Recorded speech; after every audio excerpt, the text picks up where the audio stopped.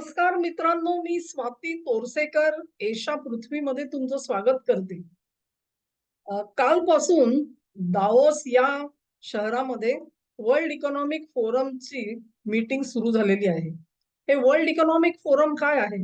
तर एक German engineer Klaus Schwab जे जिनिव्हा युनिव्हर्सिटीमध्ये प्रोफेसर होते. त्यांनी ह्या युरोपियन मॅनेजमेंट फोरम म्हणून एक संस्था तयार केली, ज्याच्यामध्ये युरोपियन मोठ्या कंपन्या म्हणजे ज्या मल्टीनॅशनल कंपन्या आणि महत्वाच्या कंपन्या त्यांना एकत्र आणलं आणि त्यांच्या योगाने काही ना काहीतरी काम करावं आणि आर्थिक प्रगतीसाठी विचार करावा याच्या निमित्ताने जवळजवळ 71 साली श्वाब यांनी ही संस्था स्थापन केली. 87 साली मग तिचा विस्तार केला गेला आणि सर्व जगामधल्या ज्या महत्वाच्या कंपन्या आहेत त्यांना सुद्धा त्याच्यामध्ये अंतर्भूत केलं गेलं आणि आजच्या घडीला जगामधल्या सर्वात महत्वाच्या आणि मोठ्या 1000 कंपन्या मिळून हे वर्ल्ड इकॉनॉमिक फोरम बनतं. त्याचे आज जवळजवळ 5000 पेड मेंबर्स आहेत, म्हणजे जे पैसे देऊन मेंबर झालेले आहेत असे 5000 लोक आहेत. आणि या ज्या मीटिंग्स होतात तिथे सगळेजण लगबगीने का जातात? आपल्याला माहितीये महाराष्ट्राचे मुख्यमंत्री देवेंद्र फडणवीस सुद्धा दावोस मधल्या मीटिंगला यावर्षी गेलेले आहेत. इतरही राज्यांचे काही आलेत, मला वाटतं फडणवीस हे त्यांचं नेतृत्व करतील असा अंदाज आहे माझा. हे कशासाठी जातात? कारण ह्या सगळ्यात महत्वाच्या ज्या कंपन्या आहेत त्या दावोसमध्ये तुम्हाला एका जागी मिळतात. म्हणजे तुम्हाला जर का 10 कंपन्यांची बोलणी करायची झाली तर आज कदाचित 10 वेगवेगळ्या शहरांमध्ये तुमची टीम पाठवायला लागेल. त्याच्यामध्ये जो वेळ खर्च होतो तो न करता तुम्हाला एका शहरामध्ये हे सगळे एकत्र मिळू शकतात. तेव्हा त्यांच्या भेटीगाठी करणं, ह्या ज्या कंपन्या आहेत त्या सुद्धा स्वतःची मोठाली पॅनेल्स घेऊन तिकडे येतात आणि ही अशा ग्राहक कंपन्या आहेत तिथे जातात, त्यांच्याशी करार करण्याचे बेत आखले जातात. वर्ल्ड इकॉनॉमिक फोरम जे आहे ते आजच्या घडीला महत्वाचं का झालेलं आहे लक्षात घ्या. आपण ज्याला म्हणतो ना ओपन सोसायटी, जॉर्ज सोरोस, आणि मग त्याच्या निमित्ताने येणारं सगळा जो कल्चरल चेंज त्यांनी करायचा विचार केला. एनर्जी कशी वापराल, कुठली एनर्जी वापराल, रिन्युएबल असेल का, त्याच्यानंतर तुमचे LGBTQ, हे सगळे जे इश्यूज घेऊन हे लोक पुढे आले, जॉर्ज सोरोस वगैरे. हे सगळे ह्या 1000 कंपन्या ज्या आहेत ना त्यांना बांधून घेतलेला आहे त्यांनी स्वतःच्या अजेंडाशी. म्हणजे तो जो लिबरल अजेंडा आहे त्या लिबरल अजेंडामध्ये प्रथम या 1000 कंपन्यांना अंतर्भूत करून घेतलेला आहे. आणि ह्या कंपन्या का अंतर्भूत झाल्या हे लक्षात घ्या. कारण परत तुम्ही जर का संपूर्ण जगाचा आर्थिक एकंदर व्याप्तीचा विचार कराल तर जगामध्ये साधारण 3 ते 4 कंपन्या अशा आहेत. ब्लॅक रॉक आहे, ती मला वाटतं वॉल स्ट्रीट असं काहीतरी आहे ते, आणि एक व्हॅनगार्ड. ह्या ज्या खूप मोठे ह्या मॅनेजमेंट सिस्टीम्स आपलं कंपन्या आहेत, ज्यांच्याकडे या 1000 कंपन्यांचे सबस्टॅन्शियल शेअर्स आहेत. मी मेजॉरिटी शेअर म्हणत नाही, पण जर का एखाद्या शेअर होल्डरकडे 20-25% शेअर असले तरी देखील तो कंपनीच्या मॅनेजमेंट वरती आपला प्रभाव दाखवू शकतो. आणि अशा प्रकारे हे जे ब्लॅक रॉक, व्हॅनगार्ड वगैरे जे आहेत ना त्यांनी ह्या कंपन्यांचे शेअर घेऊन ठेवलेले आहेत, या 1000 कंपन्यांचे. ते त्याच्यामुळे ते त्या कंपनीला जाऊन सांगू शकतात की बघ, तू हा अजेंडा जर का राबवणार नसशील तर आम्ही तुला ह्याच्यातून बाहेर काढून देऊ.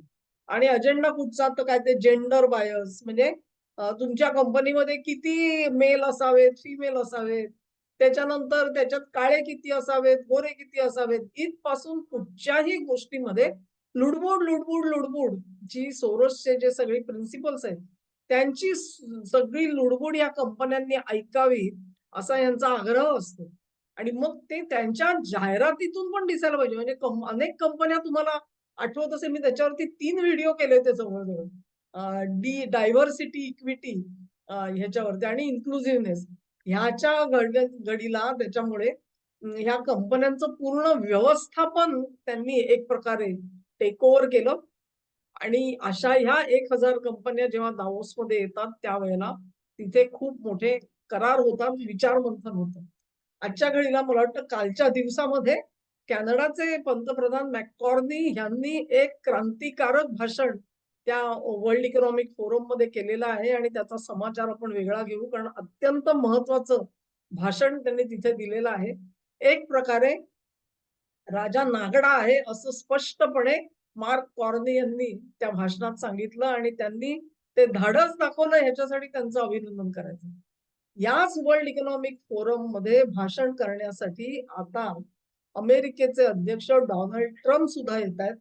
कधी नव्हे ते त्यांच्या सोबत 300 डेलिगेट्स जाणार आहेत.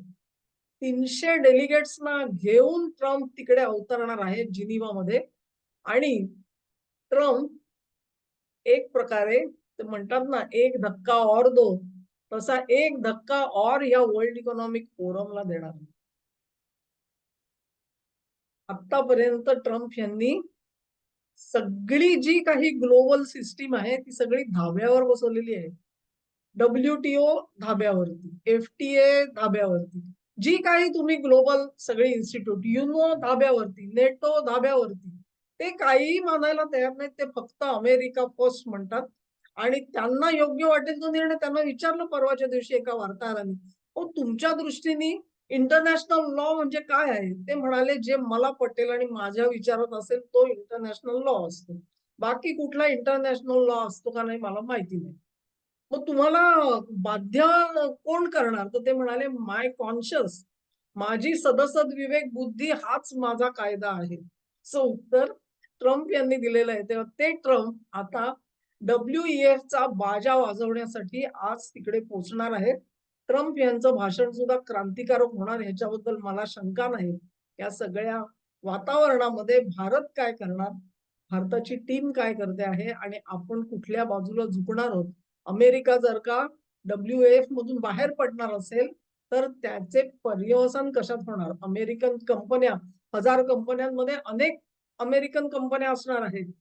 त्यांचा इथून पुढचा रोख काय असणार आहे? तो जो DEI अजेंडा आहे मी म्हणते तो सगळा, सोरोसचा अजेंडा ते कसे राबवतील का तेही तो अजेंडा सोडून देतील? असे सगळे प्रश्न निर्माण झालेले आहेत. तेव्हा मॅककॉर्नी यांच्या भाषणानंतर ट्रम्प यांचं भाषण होईल आणि या दोन्ही भाषणांचा जो आपण म्हणू समाचार जो आहे तो आपण एकत्रित एका वेगळ्या व्हिडिओमध्ये घेऊ. आत्ताच्या घडीला तुम्हाला हे वर्तमान कळावं म्हणून हा छोटासा व्हिडिओ करते आहे. तुम्हाला आवडेल अशी आशा आहे. आवडला तर लिंक शेअर करा, व्हिडिओला लाईक करा, चॅनेलला सबस्क्राईब करा आणि सहकार्य असंच चालू ठेवा. नमस्कार.